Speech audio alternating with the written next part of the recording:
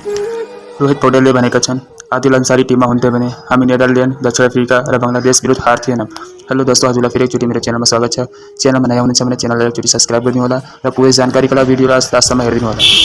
Nepali cricket Timko helicopter सोट हान्ने खेलाडी आदिल अन्सारी अब नेपाली क्रिकेट टिममा शीघ्र फर्किनेछन्, क्यानले फेसबुक सञ्चाल मार्फत जनाएको छ। आदिल अन्सारी नेपाल प्रिमियर लिग एनपिएलमा जानी नो बल फालेको आरोपमा गत वर्ष पक्राउ परेको थिए, तर कुनै ठोस प्रमाण नपाएपछि उनलाई अदालतले रिहा गरेको थियो। तर आइसिसीले लगाएको प्रतिबन्धले गर्दा उनी विश्वकप खेल्न सकेको थिएनन्।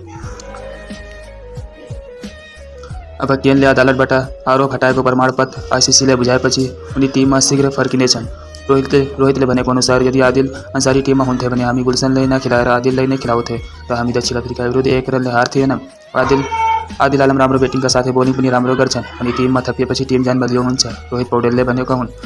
आदिल अन्सारीमाथि नेपाली टिममा खेल्ने प्रतिबन्ध लागेपछि उनी इन्डिया लगायत घरेलु लिग र टुर्नामेन्टहरू खेल्दै थिए।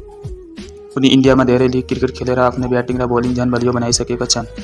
आदिल अन्सारीले एउटा न्युज रिपोर्टरलाई इन्टरभ्यू दिँदाखेरि उनले भनेका छन्, मेरो माथि गलत आरोप लगाइयो जसकारण मैले आफ्नो लाइफको पहिलो विश्वकप खेल्ने मौका पनि गवाएँ, तर अब क्यानले मलाई टिममा खेल्ने मौका दिएपछि म आफ्नो टिमलाई फेरि वर्ल्ड कपमा छनौट गराउन प्रयत्न गर्छु। जय नेपाल। हजुरले के लाग्छ, आदिल अन्सारी टिममा हुन्थे भने नेपाल दक्षिण अफ्रिका विरुद्ध 1 रनले हार्थ्यो? कमेन्टमा भन्नु होला र च्यानलमा नयाँ हुनुहुन्छ भने च्यानललाई एकचोटि सब्स्क्राइब गरिदिनु होला। जय नेपाल।